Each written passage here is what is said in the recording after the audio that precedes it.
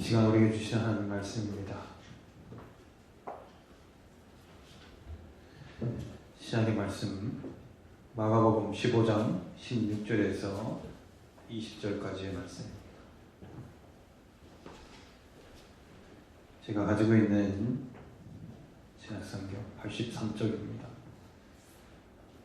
마가복음 15장 16절에서 22절까지 말씀을 저하고 여러분 한 조씩 교독하도록 하겠습니다. 군인들이 예수를 끌고 브라이도리온이라는 뜰 안으로 들어가서 온 군대를 모으고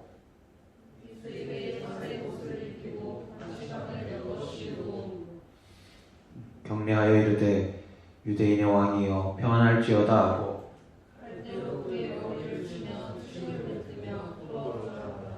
희롱을 다 한 후 자색 옷을 벗기고 도로 그의 옷을 입히고 십자가에 못 박으려고 끌고 나갑니다.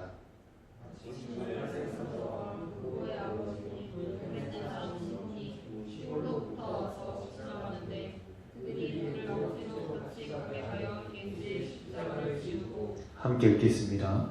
예수를 끌고 골고다라 하는 곳, 번역하면 해골의 곳에 이르러. 아멘. 할렐루야. 네, 반갑습니다. 제가 여러분들을 2달 만에 만날 줄은 꿈에도 몰랐습니다. 제가 8월 달에 셋째 주에 휴가 갔다 왔더니 코로나가 다시 2단계로 격상되는 바람에 어느덧 2달이라고 하는 시간이 지나서 다시 한번 이렇게 여러분들을 보고 같이 예배를 드리게 됐습니다. 어쩌면 저에게요 휴가 갔다 오고 나서 날벼락 같은 그런 날이었어요. 저희가 8월 14일 날 만나 캠프를 하고 그리고 그 주에 16일 날 휴가 갔다 오면서 여러분들을 보면 더 반갑고 참 기대에 차서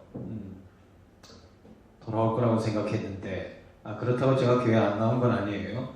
여러분들. 그런데 벌써 2달이 됐습니다.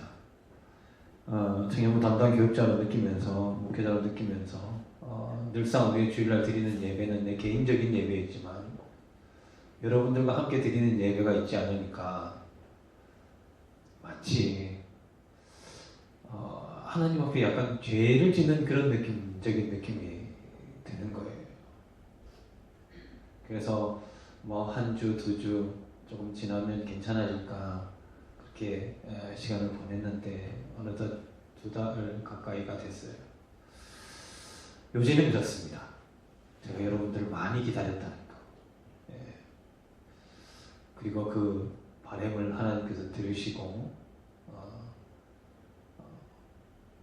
우리가 익숙했던 파파존스 2층이 아닌 새로운 성전에서 여러분들을 이렇게 같이 하나님 앞에 예배드릴 수 있게 돼서 무엇보다도 참으로 감사합니다. 이 모든 것들이 하나님의 섭리임을 믿습니다. 제가 여러분들을 그렇게 보고 싶어 하는데 우리 하나님께서는 어떨까?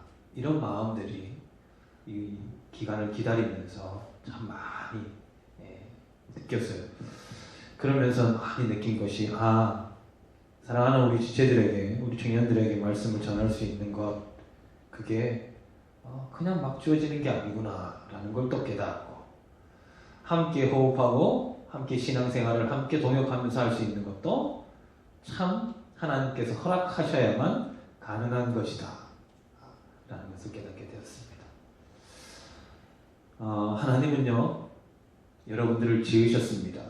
그리고 여러분들을 보존하시고 여러분들을 다스리십니다. 그것을 믿는 사람들을 우리는 그리스도인이라고 하고, 그래서 우리가 하나님에 대해서 믿을 때 가장 먼저 하나님은 나의 창조주시오 그리고 나를 섭리하시는 분이다. 이것이 오늘이 종교개혁 주일로 기념해서 보냅니다. 많은 하나님을 안다고 하는 사람들이 세상의 힘과 권력과 돈과 그리고 세상의 것에 빠지기 시작할 때 다시 한번 이 세계, 특별히 독일의 마틴 루터를 통해서 하나님의 신호, 종교개혁을 기념하는 그런 주일이죠. 그런 의미에서 하나님의 섭리를 바로 알고 하나님의 섭리하시는 방법과 하나님의 뜻을 바로 아는 그런 신호들을 우리가 잘 받고 누린다면 하나님께서 처음 우리를 지으셨을 때 고백했던 그 말씀 혹시 기억이 납니까?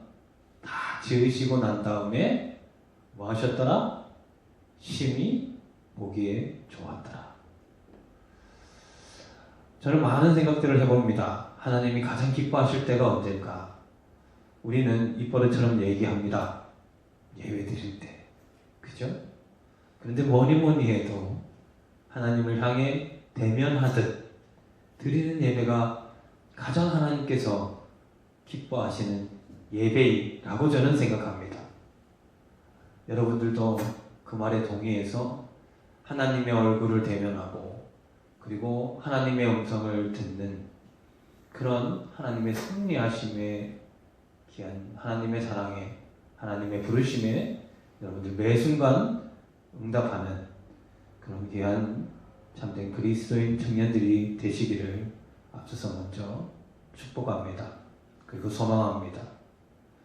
그런 의미에서 이 시기를 너무나 우리는 힘든 시기라고만 치부하지 않았으면 좋겠습니다.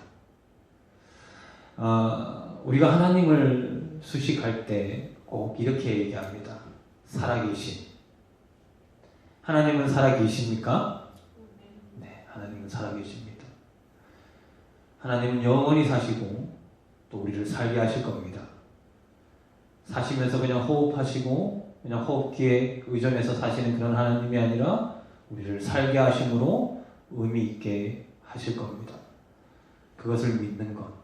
그것이 바로 기독교 핵심 사상이자 정신이요. 그리고 핵심의 신앙적인 요소입니다. 그리고 가치가 됩니다. 종교개혁 기념주의를 보내면서 여러분들 우리 장로교 헌법의 근간이 되는 고백서가 있습니다.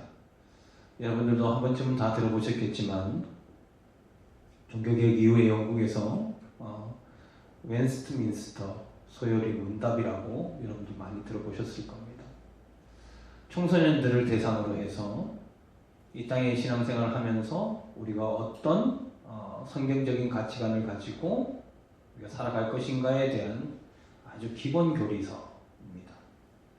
거기에 보면은 제 7문에서 12문까지 어떤 이야기가 나오냐면 먼저 전체 소요리 문답에 보면 우리가 말하는 기초교리입니다. 그리고 헌법에 그대로 실려져 있는 교리.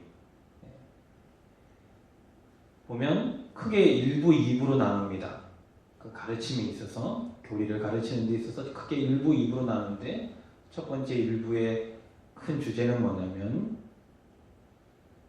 하나님에 대해 우리는 어떻게 무엇을 믿을 것인가에 대한 이야기가 나오고 그러면 그런 하나님을 우리가 이 땅에서 살면서 어떻게 믿을 것인가에 대해 하나님께서 가르치시는 하나님에 대한 믿음 그 부분에서 오늘 말씀의 주제와 관련해서 섭리에 대한 이야기를 먼저 하고 오늘 본문의 이야기를 좀 보았으면 좋겠습니다.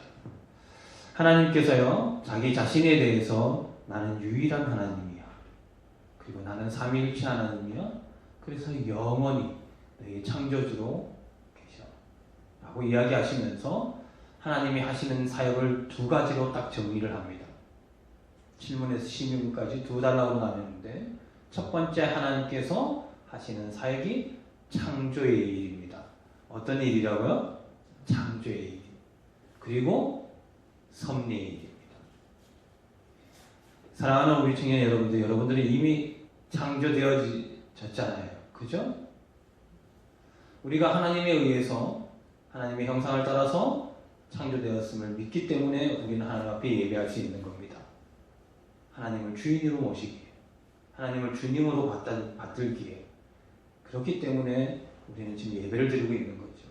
문제는 하나님께서 나를 창조하신 것에 대해서는 그렇게 어려움이 없습니다.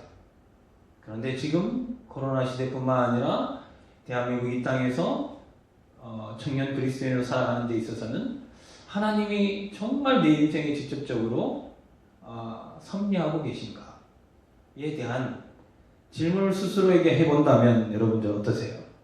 조금은 마음이 무거울 때가 많습니다. 그러나 우리의 생각이 어찌 되었든 하나님께서는 섭리하신다고 말씀하셨습니다. 먼저 믿는 여러분들이 되셨으면 좋겠고, 여러분들이 믿는 데 있어서 좀 더 도움을 주고자 요리문답에 보면 이렇게 되어 있습니다. 하나님께서 우리 인간을 통해서 하나님이 만들어 놓으신 모든 것들, 특별히 미리 예정하시고 지어놓는 것들을 가지고 어떻게 운영하실까에 대한 것은 계획과 플랜이 다 짜여져 있다는 거죠. 그래서 하나님께서 작정하셨다고 얘기합니다. 하나님께서 작정하시면 그의 뜻과 그의 목적은 이루어지죠. 하나님이 이 땅에 존재하는 목적이 뭐냐 물어보시면 여러분들이 어떻게 받아들이실지 모르겠지만 하나님은요, 나의 영광을 위해서 우리에게 드러나셨다고 말씀하십니다.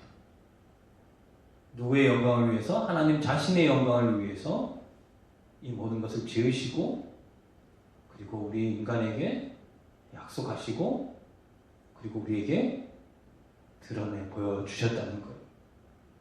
그것을 믿는 이들이 그리스도인이요, 이 자리에 나와 예배드리는 우리인 줄 믿습니다. 그런 가운데 하나님께서 작정을 하십니다. 그것이 하나님의 가장 첫 번째 사역이에요. 계획하셨다는 거죠. 그 계획의 세부 두 가지 행위가 앞서 말씀드렸듯이 창조의 행위고, 두 번째는 섭리의 일입니다. 여러분들, 섭리는요 아주 간단합니다. 하나님의 지극히 거룩함과 지혜의 능력으로 뭐한다? 보존하고 다스리는 것이 하나님의 섭리입니다. 보존하고. 여러분들이 예수님을 믿으면서 여러분들이 지금 살아계십니까? 살아계시죠? 그러면 하나님께서요 여러분들을 지금 섭리하고 계시는 겁니다. 내 눈에 보이지 않지만 하나님은 여러분들의 생명을 두고 섭리하고 계심을 먼저 깨닫고 믿으셨으면 좋겠습니다. 보존하고 다스리는데 모든 하나님이 지으신 모든 창조물과 그 모든 행동들을 보존하고 다스리시고, 결국에는 무엇을 위해서? 하나님 자신의 영광을 위해서. 그 목적과 그 섭리를 두고 하나님은 포기하실까요? 포기하지 않으실까요? 하나님은 절대 포기하지 않으십니다. 모든 만물을 두고 이렇게 동일하게 창조하시고 섭리하셨습니다. 그런데 중요한 것은 우리 성경을 통해서, 그리고 전통을 통해서, 교리를 통해서 똑같이 이야기하고 있는 것이 무엇이냐? 그것은 뭐냐면 사람인 우리에게 대한 특별한 섭리가 있다는 거예요. 어떤 섭리가 있다고요? 특별한 섭리가 있다는 겁니다. 그 섭리가 무엇이냐? 그것은 생명의 언약을 유일하게 우리 인간에게 하셨다는 겁니다. 어떤 언약을 했다고요? 생명의 언약이에요. 창조 때 이미 하나님께서 작정하셨고 만드시면서 우리에게 약속을 하셨습니다. 무엇을 조건으로? 완전한 순종을 조건으로 해서 하나님께서는 너희를 나의 자녀, 너희를 나의 상속자로 하나님께서 미리 처음에 지으실 때, 그래서 너희는 나와 해 형상을 닮았기에 뭐예요? 지식이나 지혜나 그리고 그 명철함이나 그리고 삶에 있어서 심지어는 생명까지도 처음에 인간은 어땠을까요, 여러분들? 하나님의 형상을 닮아서 영원한 삶을 살 수 있었던 그런 생명의 언약을 받았다는 거죠. 그런데 우리 인간은요, 약간 본능적으로 그런 것 같아. 갈등을 좋아하나 봐요. 약간 막장이 좋은가 봐. 그건 제 생각입니다. 결과는 어떻게 됐을까요, 여러분들? 하나님께서 창조하시고 섭리하겠다고 약속하셨고, 그 섭리 가운데 우리 인간, 나를요, 나에게 특별한 섭리를 약속하셨단 말이죠. 그 섭리의 내용이 뭐냐? 너희는 영원한 생명을 가지고 나와 함께, 뭐예요? 내가 만든 다른 피조물을 통치하고 보존하고 다스릴 수 있는 또 다른 섭리의 주권을 우리에게 허락하셨다는 거예요. 그런데 그 결과가 어떻게 됐다? 안타깝게도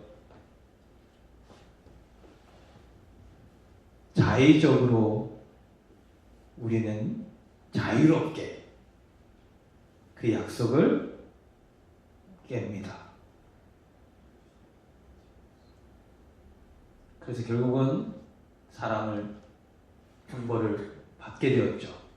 그리고 사람의 죄를 통해서, 인간의 죄를 통해서 모든 만물들이 약간 질서가 우리가 봤을 때 그런 겁니다.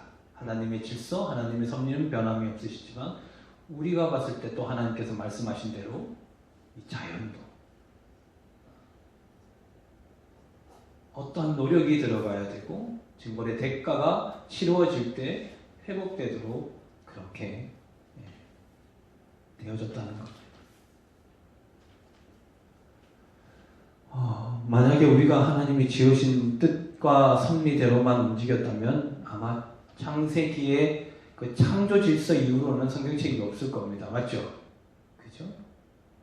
제가 지금 말씀드리고 싶은 건 결과로 우리는 하나님이 약속하신 생명의 언약이 깨어졌기 때문에 우리는 늘 불완전한 삶을 산다는 거죠. 그래서 죽음과 같은 좌절과 역경이 다가올 때마다 우리는 흔들릴 수밖에 없는 거예요. 그런데 안타깝게도 우리는 그 죄의 범함을 자의적으로 자원해서 했다는 거예요. 자유의지를 가지고. 그 이면에는 하나님께서 우리를 그만큼 사랑하시고 우리에게 모든 주권을 주셨다는 겁니다. 그런데 우리 하나님께서는 약속을 지키시는 분일까요? 그렇지 않을까요? 하나님은 원래 처음에 작정하고 예정하신 대로 그 약속을 지키시기 위해 수많은 성경의 말씀을 거쳐 신약시대로 오고 지금 근대를 지나서 지금 현대까지 이르며 우리에게 말씀하고 계신 겁니다. 뭐 했기 때문에 우리는 영원히 하나님과 함께 하나님의 나라로 그리고 하나님께서 주어주신 생명의 기한대로 우리가 영원히 살 수 있고 행복하게 살 수 있고 보기 좋게 살 수 있다라는 확실한 목적과 동기가 있었음에 그것을 냅다 발로 찬 그 역사, 그 우리의 자유의지, 우리의 재범함 때문에 우리가 신앙생활 하면서 하나님의 섭리를 경험하는 그 중심 키워드인 그 방법을 배워나가자는 것이 오늘 말씀의 핵심입니다. 내가 일상을 살면서 코로나 시대를 살든 청년의 때를 살든 하나님의 약속을 잊지 않고 하나님의 섭리하심을 잊지 않고 지금 내가 하고 있는 이 작은 행위, 작은 생각마저도 하나님의 뜻이 부합되어 있음을 알고 살아가는 여러분들이 되어질 때, 그럴 때 우리의 삶이 정말 하나님의 나라를 살아가며 소망과 그리고 구원의 감격을 가지고 살아갈 수 있을 것, 그것을 약속하셨다는 것, 그것을 여러분들이 다시 한번 기억하면서 조금 더 그 섭리의 방법 그리고 그 섭리를 어떻게 이루어 가시는지에 대한 이야기를 여러분들이 오늘 마음에 담고 돌아가셔서 꼭 예외의 초소가 아닌 어떤 계기가 아닌 어떤 누구의 도움이 아닌 그리고 누구의 강요가 아닌 그런 신앙에서 벗어나서 스스로가 날마다 하나님을 묵상하고 하나님의 말씀을 떠올리며 여러분의 삶의 중심에서 하나님이 진짜 여러분들과 동행하는 동반자로서 주님을 경험하는 그런 여러분들의 놀라운 삶이 되시기를 간절히 축원하며 오늘 말씀의 본문 속으로 한번 들어가 보도록 하겠습니다. 여러분들, 모든 성경의 죄를 범하고 난 다음에 모든 포커스와 신호는 어디에 귀결되어 있냐면 어디에 귀결되어 있을까요, 여러분들? 하나님께서 범죄를 짓고 나서 우리에게 입이 아프도록 얘기하시는 그 해결의 방법에 대한 최종의 목적지는 어딜까요, 여러분들? 그것은 여러분들이 너무나 잘 알다시피 누구에게로? 예수 그리스도라고 하는 우리의 구주가 되시는 그분의 이야기로 다 모든 포커스가 집중되어져 있습니다. 그렇기 때문에 우리가 하나님의 섭리를 경험하고 하나님 지어놓으신 그 처음에 약속과 생명의 복을 누리기 위해서, 그리고 내 삶의 가치를 누리기 위해서 우리는 어디에 집중하자? 하나님이 집중하셨던 것처럼, 하나님의 사람들이 집중했던 것처럼 우리가 말씀에 집중하되 그 말씀의 내용이 무엇이야? 예수 그리스도로 집중되어져야 우리는요 진짜 예수님의 사람으로 살 수 있게 되는 겁니다. 여러분들, 오늘 보는 본문은 마가복음입니다. 여러분들, 특별히 마가복음의 별칭이 뭐냐면 순환복음서입니다. 그리고 재물을 뜻하는 송아지 복음서예요. 무슨 복음서라고요? 송아지 복음서. 거기에 이유가 있습니다. 마가복음은요, 특별히 오늘 본문 15장인데 14장에서 16장은요 특별히 순환과 부활장으로 이루어져 있습니다. 마가복음은요 전체 몇 구절이냐면 661개의 구절로 되어 있어요. 그런데 661개 구절 가운데요 예수님의 순환과 부활 사건으로 몇 구절이 할애되냐면 128구절이 할애가 됩니다. 조금 더 우리가 집중해야 될 게 뭐냐면 예수님의 마지막 주간, 우리가 말하는 종려주일이 있는 그 고난주간 있잖아요. 그죠? 그 마지막 주간을요 마가복음은요 242개의 구절을 할애해서 집중적으로 나타내고 있습니다. 신약 성경에서 가장 복음서에서 먼저 쓰여진 성경을 찾으라면 어딜까요, 여러분들? 바로 마가복음입니다. 그래서 제자인 마태나 누가나 요한은 조금 더 다른 의미지만 공간복음서라고 이야기하는 마태, 마가, 누가는 그 시작점이 어디냐면 마가복음입니다. 그래서 마가복음은 앞에 있는 마태복음과 누가복음에 비해 장수가 작지요. 그 말은 뭔 줄 압니까? 엑기스만 모여있다라는 표현으로 여러분들의 이해를 돕기로 할게요. 마가복음을 기점으로 해서 마태가, 그리고 또 누가요? 누가가 이것을 토대로 해서 예수님의 이야기를 기록했다는 겁니다.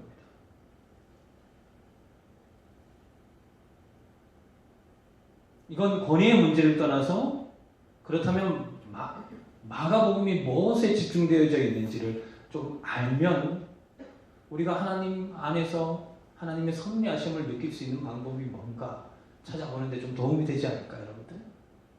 하나님이 기억하시고 하나님이 집중하시고, 그죠? 그리고 하나님께서 연출자가 되셔가지고 주연으로 세우신 누구요? 예수 그리스도에게 집중하는 것이 다른 현인들, 다른 종교적인 색채를 따라서 그것을 배우는 것보다는 오히려 더 빠른 길이 아닐까 생각을 해봅니다. 그래서 우리가 여러분들이 중년 때 복음서를 모르면 실질적으로 복음서를 안다는 얘기는 뭐냐면 예수님의 이야기를 모르면 실질적으로 예수님을 아는 게 아니죠. 예수님을 믿는 게 아닙니다. 그래서 새로 우리가 지금 성전에 왔습니다. 우리 2020년도 청신호의 비전이 뭐였죠? 복음으로 새롭게 세워진, 새롭게 빌드업하자 라는 것이 우리 청신호의 비전이었습니다. 그것은 우리 청년부 공동체의 비전이 아니에요. 교회의 비전이어야 됩니다. 예수님으로 세워지는 것이 가장 그것이 합당하기 때문에 그렇다는 거죠. 말씀으로 다시 돌아가서 마가복음 그렇게 아주 비중이 있는 복음서입니다. 그런데 그 마가복음에서도 가장 많은 부분을 할애해서 기록되어 있는 내용이 뭐다? 예수님의 마지막 일주일간이에요. 661개 구절 가운데 242구절이 예수님의 마지막 주간을 이야기하고 있습니다. 왜 그럴까요, 여러분들? 그것은요, 당시의 저자였던 이 복음서를 쓰고자 마음먹었던 마가의 독자들이 있을 거 아닙니까?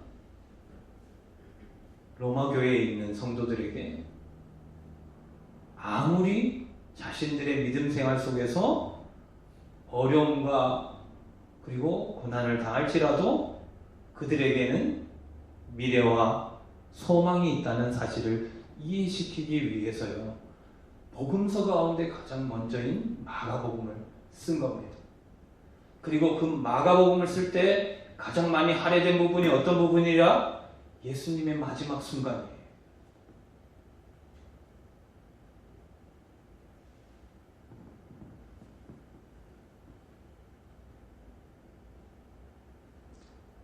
이 말은 무엇을 의미하느냐?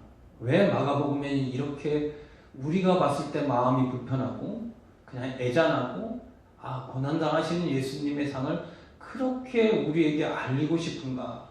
여러분들 한 번쯤은 깊게 생각해 볼 필요가 있어요. 왜 예수님의 그 마지막 이야기를 우리에게 그렇게 마가는 할애를 해서 실었는가? 앞서 말씀드린 것처럼 아무리 고난 중에 있든지, 아무리 혼탁한 중에 있든지, 혼란함 속에 있든지 어떻게 하자? 소망을 가져라. 누굴 바라보고? 십자가에 달리셔서 모든 고난을 지시고 그리고 부활하신 예수님을 바라보도록. 다시 돌아가면 하나님의 계획은요, 여러분들을 지으시고 하나님 형상대로 영원한 생명을 약속하셨고 그 약속을 하나님이시기 때문에 번복할 수가 없는 겁니다. 그 약속을 철저히 지키시기 위해서 우리에게 특별한 생명의 언약 또한, 섭리의 언약 또한 맡겨놓으셨죠. 그러나 우리가 그것을 보기 좋게 발로 집어찼습니다. 내가 집어차지는 않았지만 처음에 인간이라고 하는 아담이 자의적으로 자발적으로 발로 찼다는 거죠.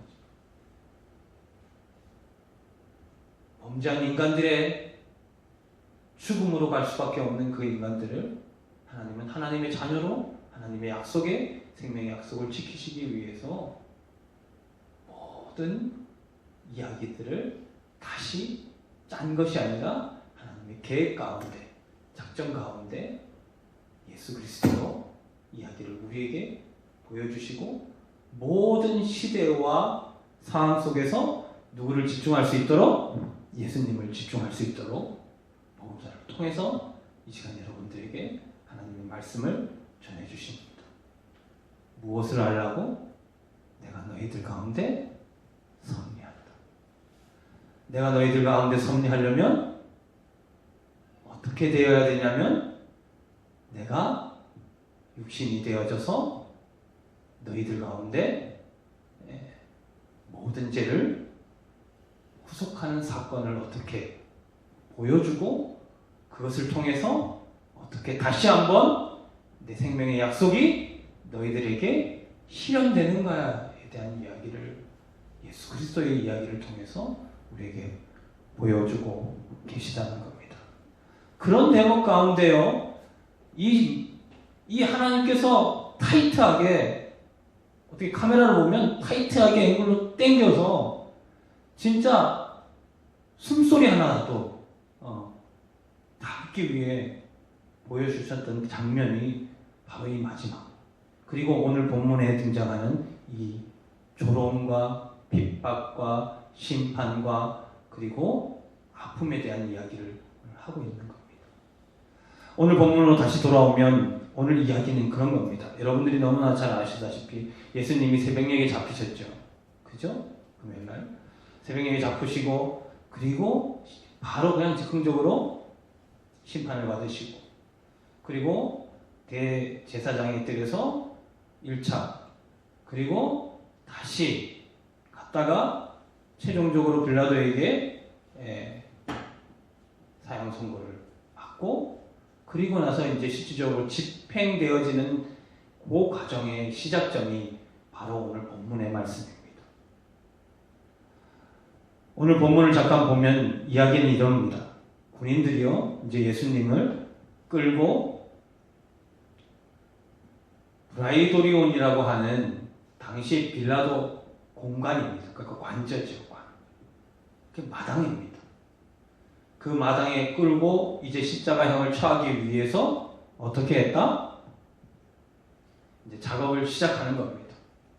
그때 모였던 인원들이 대략 한 적어도 군인들이 200에서 한 600명 사이 되고 무리들이 막 모여 있었기 때문에 거의 학자마다는 다르지만 한 500에서 1000명 가까이가 그들 안에 모여 있지는 않지만 주위에 지금 집중적으로 그 광경을 지금 보고 있는 상황입니다. 자, 그 상황 속에서 이 군병들이 한 행위에 오늘 말씀이 조금 집중되어 있는데, 첫 번째는 예수님에게 자색옷을 입힙니다. 그 당시에 자색옷은 어떤 의미가 있느냐? 황제들만 입습니다. 왕들만 입습니다.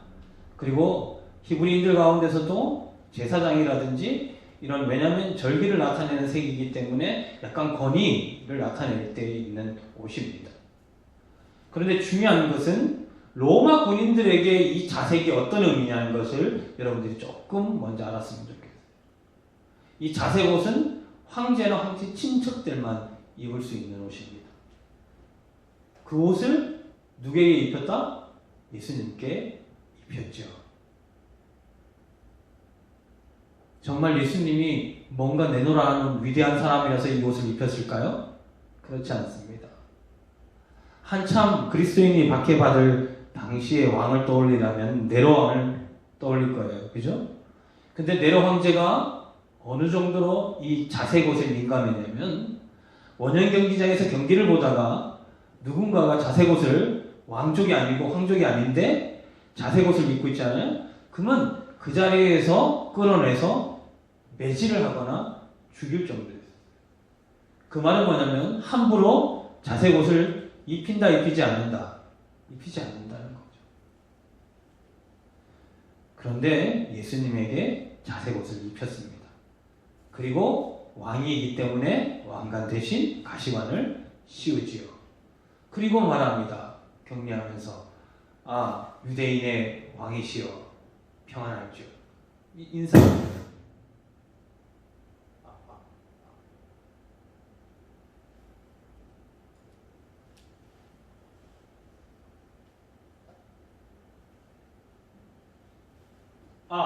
들리죠? 네. 네, 죄송합니다.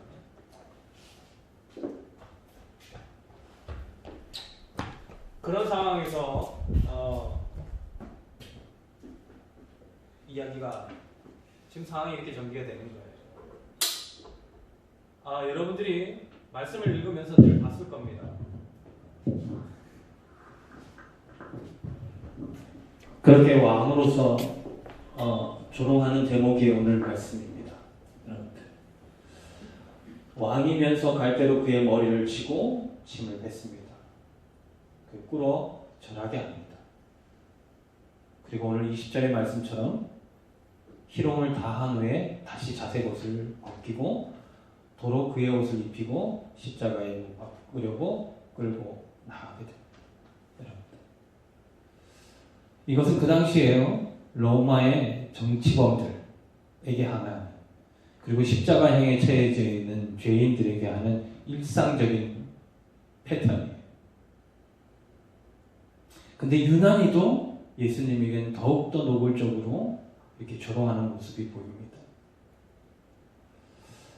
사랑하는 여러분들, 그런데요, 여기서 혹시 오늘 본문을 보면서나 아니면 우리가 잘 아시다시피 이 스토리에서 여러분들 우리 예수님의 반응을 보신 적이 있습니까? 예수님의 반응을 보신 적이 있습니까, 여러분들? 예수님이 대항하거나 아니면 예수님이 얘랑 못 해먹겠다 막 입맞으거나 하고 이렇게 얘기한 대목 혹시 들어본 적 있습니까? 말씀을 찾아보면요, 예수님은 아무런 대항이나 반응을 하지 않습니다. 왜 그럴까요? 그것은 무려 3000년 전에 하나님께서 하신 말씀의 약속을 지키기 위해서죠. 이사야 50장 6절에 보면 이렇게 말씀하십니다. 우리가 50장 이후로 보면 예수님의 진림에 대한 사건들을 아주 구구절절 어떻게 그렇게 3000년 전에 예고를 해놨는지 다 그 핍박받는 장면들을 묘사했습니다. 그 가운데 한 대목입니다. 50장 6절에 보면 이렇게 기록되어 있습니다. 나를 때리는 자들에게 내 등을 맡기며 나의 수염을 뽑는 자들에게 나의 뺨을 맡기며 모욕과 침, 뱉음을 당하여도 내 얼굴을 가리지 아니하였느니라.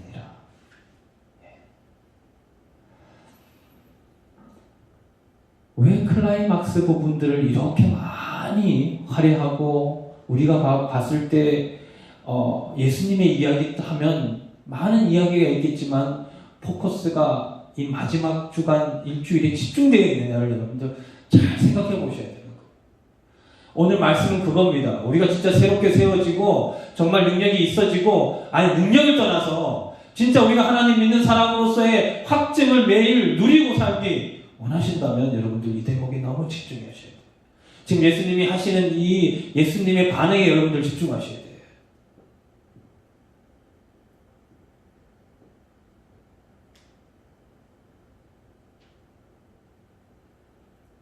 예수님이요, 태어날 때부터 지금 이 순간까지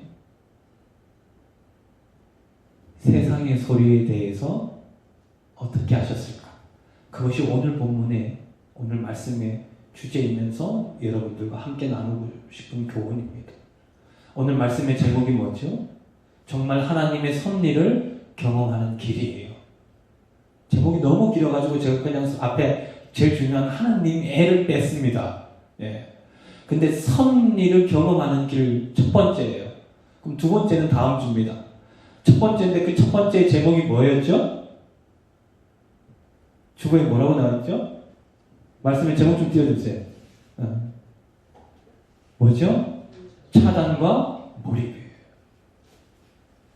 우리가 정말 하나님의 섭리를 경험하고 하나님이 다시 회복시키시겠다는데 다시 구원하시겠다고 보내주신 하나님의 계획이 풀면에 적극적으로 수용하고 그것에 민감하게 반응하고 내 삶의 실생활에 접목을 시키기 위해서 우리가 예수님께 배워야 될 게 있다고요.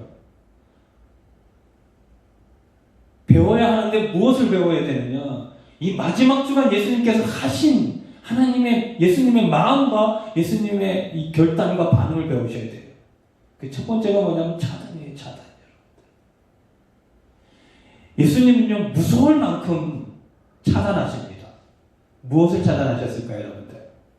그 당시에 유대기적인 전통, 그죠? 사람의 소리요. 그리고 빌라도와 같은 권력과의 압력.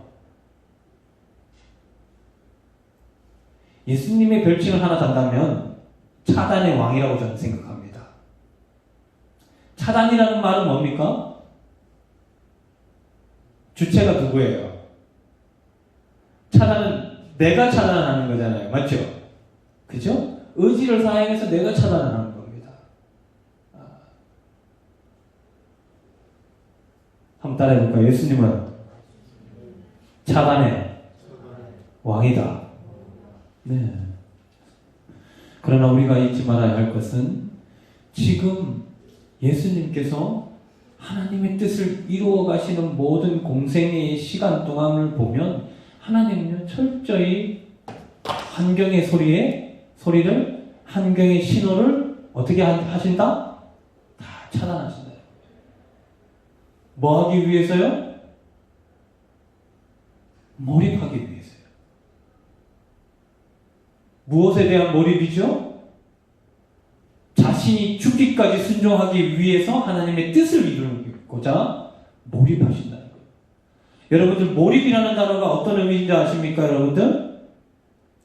아주 무겁고 강도를 세게 생각하는 거예요. 여러분들. 어떤 것도 들어오지 못하도록 한 방향을 두고 집중해서 생각하고 그 생각을 기반으로 해서 살아내는 거죠. 바라보는 거죠. 예수님은요, 지금요, 온갖 조롱을 다 합니다. 부등형, 불공정부터 불의, 모든, 이런 것들은 단지 이 마지막 그 한 주간뿐만 아니라, 어떻게 해요? 공생의 시작 때부터 그랬어요. 예수님의 역사는 그랬습니다. 태생부터 그랬습니다. 만약에 한 환경의 신호에 반응했다 그랬으면 아버지인 요셉이요 마리아와 이혼했겠지요. 그죠? 그리고 그가 누리고 살아가야 될 환경에서 말하는 과정 속에서 유대인이 거쳐야 될 모든 과정들을 밟아야 가는 것이 그 당시의 환경의 신호였고, 그리고 마땅히 해나가야 될 단계였고, 목수의 아들이니까 그냥 그렇게 사는 것이 마땅한 삶이라고 계속 그렇게 생각되어지고 살았을 겁니다. 근데요, 예수님은 오로지 나를 지으시고 우리를 지으시고 우리를 보내신 그 하나님께서 사랑하는 나의 자녀들을 위해서 만들어 놓으신 그 계획에 이미 태어나기 이전부터 거기만 바라보겠다고, 그 일만 하시겠다고 몰입하며 모든 신호들을 차단하시면서 지금까지 오셨다는 겁니다.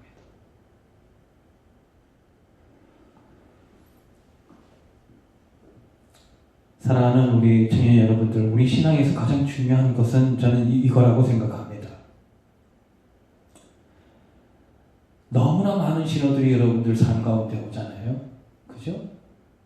우리는 어떤 철학자의 말처럼 사회적 동물이고 소속감이 있을 때 비로소 자기의 가치를 느끼고 자기 효능감을 느낀다고 이야기하는 것처럼 우리는 타인에 의해서 영향을 받을 수밖에 없는 그런 존재입니다. 그런데 대부분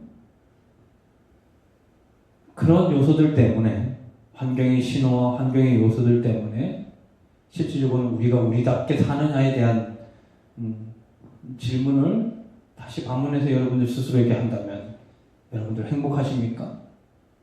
주위에 들려지고 나에게 코멘트하고 나에게 보여주는 정보들이 많으면 많을수록 여러분들은 행복하십니까?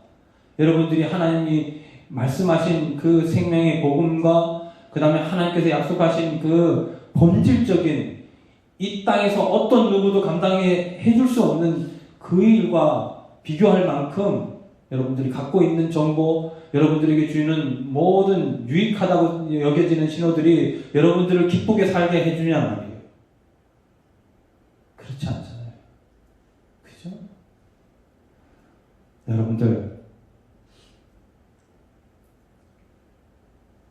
예수님께서는 철저히 하나님이 바라시는 신호에는 몰두하되 세상에서 요구하는 신호는 철저히 차단하셨습니다.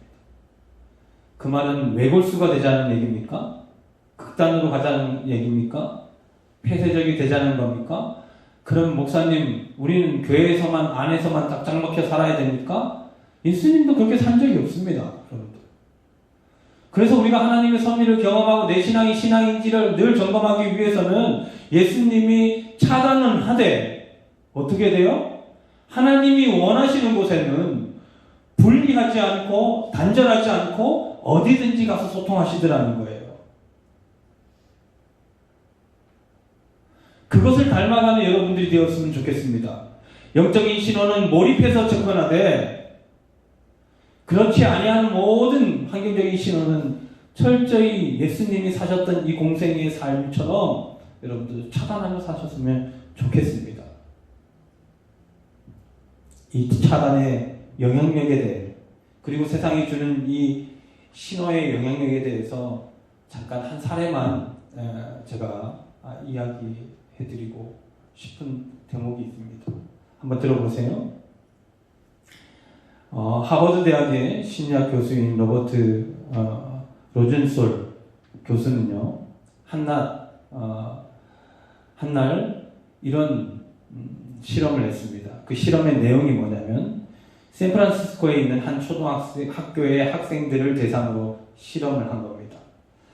초등학생 가운데서 무작위로 20%의 명단을 그냥 임의로 골라서 그 학교에서 아이들을 가르치는 선생님에게 무작위로 이 아이들을 명단을 넘겼습니다. 그리고 이 명단을 넘기고 난 다음에 그 뒤로 8개월 후에 어떤 일이 벌어졌냐면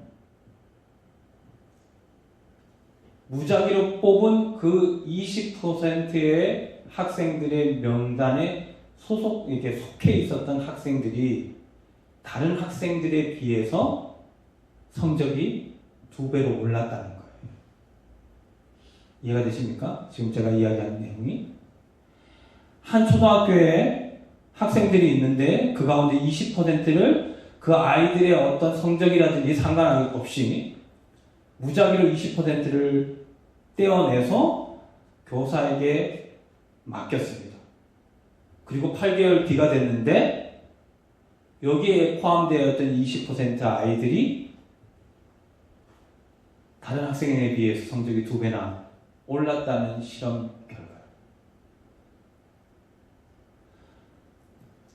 이 결과를 맞이하면서 이를 통해서 이 교수는 정말 유명한 교수가 또 명예를 얻게 되었습니다. 이 실험 결과로. 그러면서 한 기자가 와서 묻습니다. 어떻게 해서 이런 결과를 도출했느냐에 대해서 이 교수님은요, 딱 한마디로 이렇게 얘기합니다.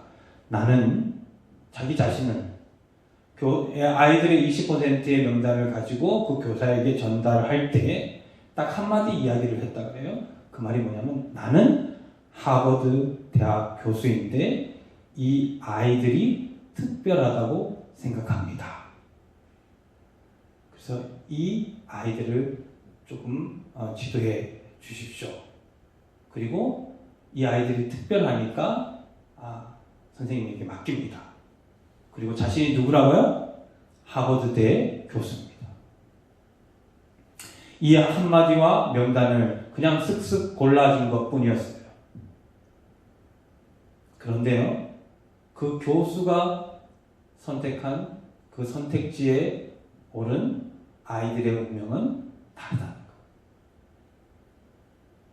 우리는 이만큼요, 사회가 우리에게 던지는 환경의 신호에 아주 민감하고 영향들을 많이 받습니다. 또 이와 관련해서요,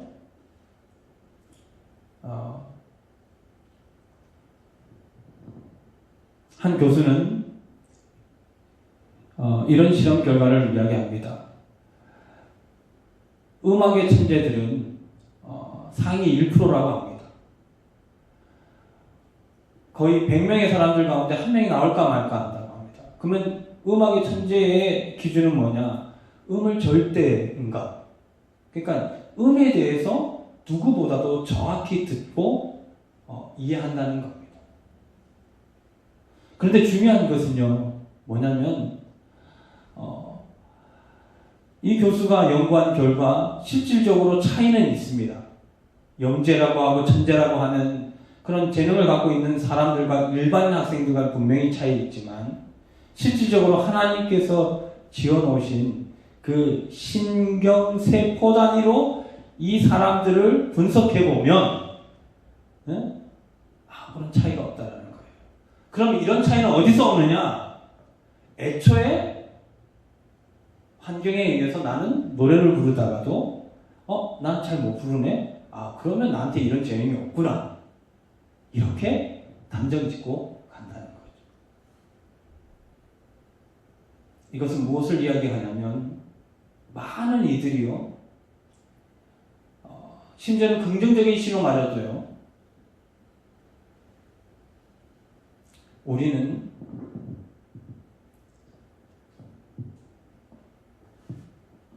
하나님이 원하시는 방향이 아닐 때가 훨씬 더 많다는 겁니다.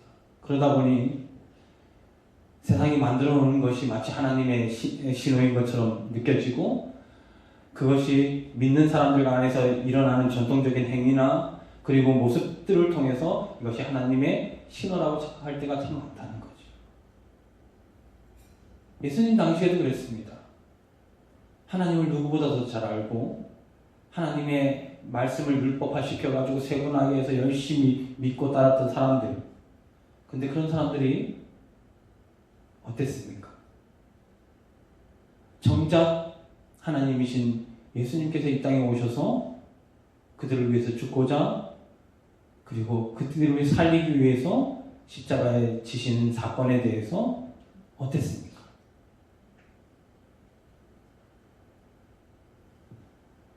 세상은요, 끊임없이 여러분들을 향해서요, 그냥 평범한 인생 곡선처럼, 육신의 절정기나 쇠퇴기의 그래프처럼, 이 시기 가면 절정이 오고 이 나이 때 돼가면 쇠퇴기가 오고, 이렇게 평범한 신호들을 여러분들에게 계속 주입할 겁니다. 그리고 다 이렇게 하는 거니까 여러분들도 이렇게 라고 이야기할 겁니다. 그런데 예수님께서는요, 예수님이 보여주신 공생의 삶은 여러분들에게 그걸 이야기하는 게 아니라 뭐예요? 하나님께서 직접적으로 보여주시고 말씀하시는 것 외에는 스스로 차단하라.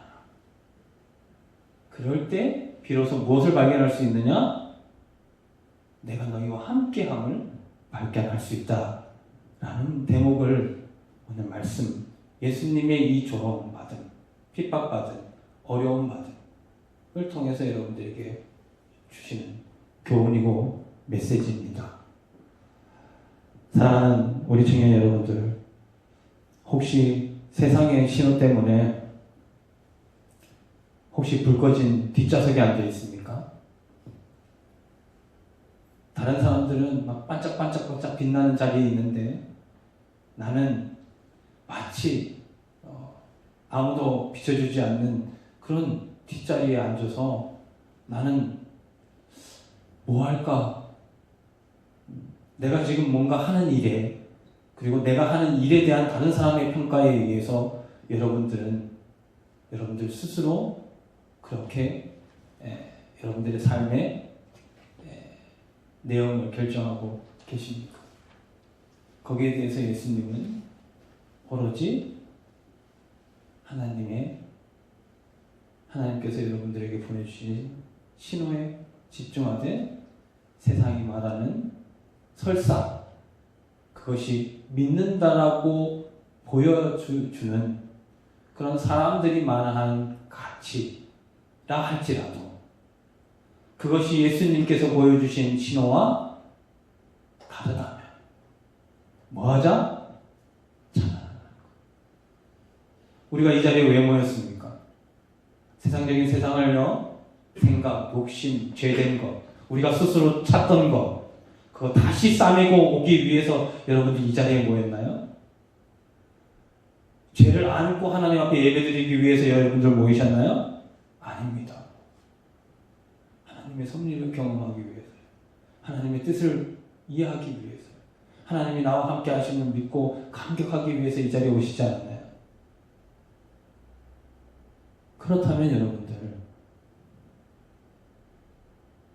하나님께 인정받는 일에 몰입하시기 바랍니다. 그리고 이 공간은, 이 시간은, 또 여러분들의 삶은 하나님 앞에 몰입하기 위해서 모든 것을 차단해야 하는 하나님, 예수님의 공생애를 통한, 또 말씀을 통한 여러분들의 이 강권적인 명령이 여러분들에게 있다는 것을 기억하시면서 여러분들이 그렇게 살아내셨으면 좋겠습니다. 누가 이래서 안 돼요. 누가 저래서 안 돼요. 하나님 앞에 가는 거 어려워요. 말씀이 어렵습니다.